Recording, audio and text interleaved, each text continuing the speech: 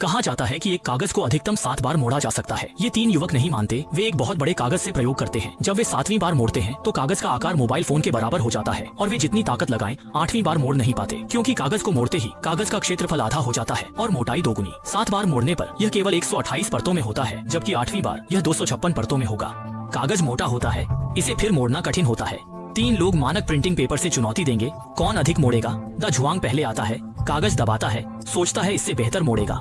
7वीं बार मोड़ने पर हथौड़े का सहारा लेता है। अंत में उपकरणों से 8वीं बार मोड़ने पर कागज गट्टी बनता है।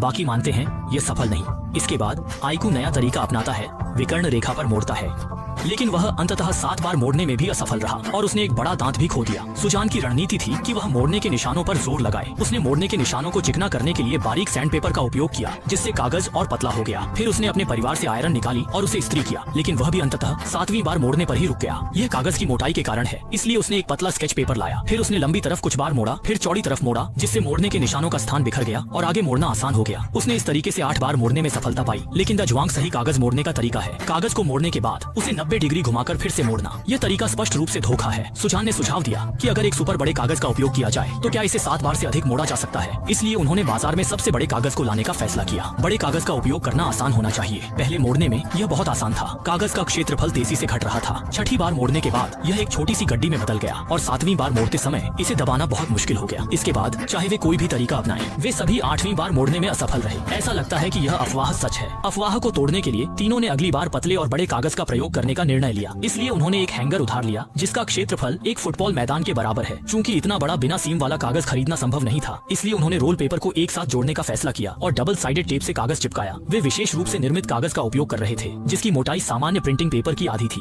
उन्होंने कागज को फैलाया और कागज के किनारे पर डबल साइडेड टेप चिपकाया। फिर दूसरी रोल पेपर को फैलाया। कई कर्मचारियों की मेहनत के बाद उन्होंने अंततः इस फुटबॉल मैदान के आकार के कागज को प्राप्त किया। अब एक रोमांचक कागज मोड़ने का प्रयोग शुरू होने वाला है। सभी लोग कागज को पीछे खींचते हैं, कदम को सावधानी से उठाते हैं। तभी एक हवा का झोंका आता है और कागज हवा में उड़ने लगता है, लेकिन वे पहले मोड़ने में सफल होते हैं। वे कागज को समतल करते हैं, स्थिति निर्धारित करते हैं और दूसरी बार मोड़ने के लिए तैयार होते हैं। इसके बाद उन्होंने झुर्रियों को समतल करते हुए तीसरी बार मोड़ने का प्रयास किया। फिर चौथी, 5वीं और 6ठी बार मोड़ा। जब वे 7वीं बार मोड़ते हैं तो कागज पहले से ही फुला हुआ हो जाता है। अंदर बहुत सारी हवा भरी होती है। वे अपने पैरों से कागज को दबाते हैं और अंदर की हवा को बाहर निकालते हैं। अब है रोमांचक 8वीं बार मोड़ने का समय और यह सफल होता है। 8वीं बार मोड़ने में भी सफलता मिलती है और वे अंततः 7 बार मोड़ने की अफवाह को तोड़ देते हैं। लेकिन तीनों लोग स्पष्ट रूप से इससे संतुष्ट नहीं है। वे मानते हैं कि कागज को और मोड़ा जा सकता है, इसलिए सुजान एक विशाल बेलन लाता है ताकि इस फुलाए हुए कागज को और समतल किया जा सके। 9वीं बार मोड़ने के बाद कागज इतना भारी हो गया कि इसे उठाना मुश्किल हो गया, इसलिए उन्होंने एक फोर्कलिफ्ट की मदद ली। 10वीं बार मोड़ने के बाद कागज की परतें 1024 हो गईं। अंत में अंधेरा होने से पहले उन्होंने एक बार और मोड़ने में सफलता पाई और इस तरह उन्होंने इस अफवाह का शानदार अंत किया।